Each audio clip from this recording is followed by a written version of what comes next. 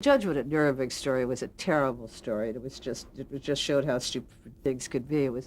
We did a show some years before called Portrait of a Murderer, some time before, and it was the story of a kid who died in the gas chamber. And in those days, you never saw, the shows were live, and you never saw the commercials. A commercial director came in the day of the show, and then he would slide into the seat where the director was, and they'd run the commercials, usually on the dress rehearsal. And so on the dress rehearsal of Portrait of a Murderer, suddenly we see a commercial that the end of the show comes, the kid dies in the gas chamber, and then they do a commercial, and the last line of the commercial is, "Nothing but gas does so many jobs so well." And you're sitting there in the booth, having never seen it before, like 20 minutes before air, and you think, I remember sitting with Morton and thinking, think we ought to mention this? I guess not. I mean, all the commercial people are there. The commercial director just ran this commercial. I think if we mention it, we're going on the air in 20 minutes. And so it went on the air, and then obviously some columnists pick it up and said that was pretty funny. And so they were outraged, and they were very upset, the gas company. So much later, in another year, I guess, I don't think it was even the same season, they get a script, Judgment at Nuremberg, where they talk about gas chambers. And some brilliant guy at the ad agency said, well, we don't want to have another one of those things. So you have to take out the word gas. And Herb Brodkin and George Roy Hill was the director, and Herb was the producer. They were called gas chambers. I mean, there's nothing, what would you call them? Anyway, as far as they were concerned, there was nothing to discuss. They weren't going to delete the word. And Bill Dozier and Hubble Robinson, who were really the executives, were out of town. They just weren't around. And the guy who was sort of running the network in their absence was a tower of jello named Guy Della Chapa, who who issued the order, who said, bleep out the word. And the guys said they weren't going to do it.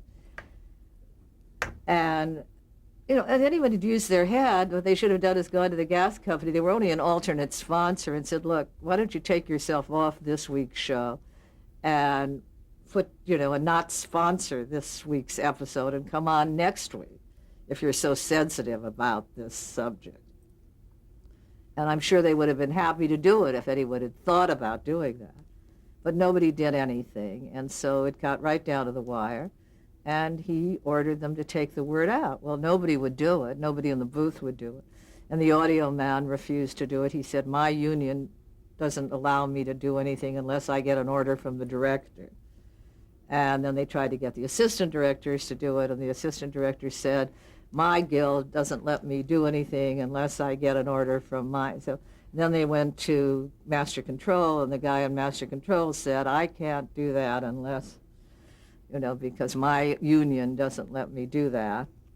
So finally they hired an outside person, sent him to Master Control, which was why the real tragedy, because the show went out. I mean, therefore, anything that existed of the show came out and was fed back to the tape with the word out of it. And so the guy was sent up to Master Control with a script. So he couldn't even do it very well, because obviously he was going to take out more words than he needed to. And of course, in the booth, they didn't know that was happening because the show left the booth intact. And I remember I had to watch that show because Della Chapa was convinced that I would call and I would lie and I would say. So he called Master Control and said that no phone calls, or he called the switchboard and said no phone calls were to be put through to Master Control for 90 minutes of the show, no matter who called, and even if they said it was William S. Paley or they said it was he, not to put the calls through.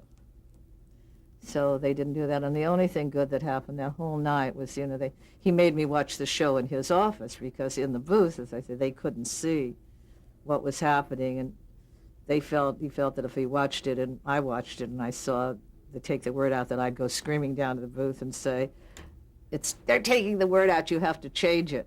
On air, anyway, so just before the show started, it was just, sometimes God helps you.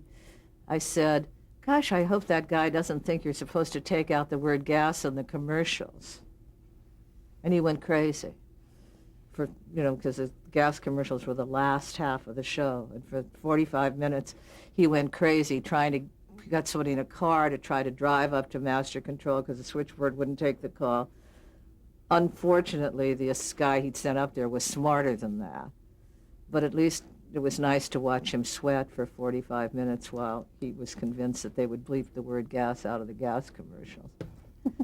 But they didn't, unfortunately, and they did bleep it out of the show, and it was awful. It was just so terrible. And the show doesn't exist, of course, because you don't tape till it comes back in and hits the tape machines.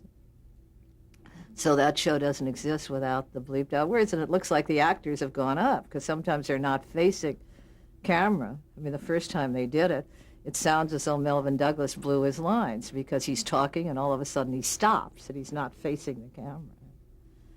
It's just, it was so stupid.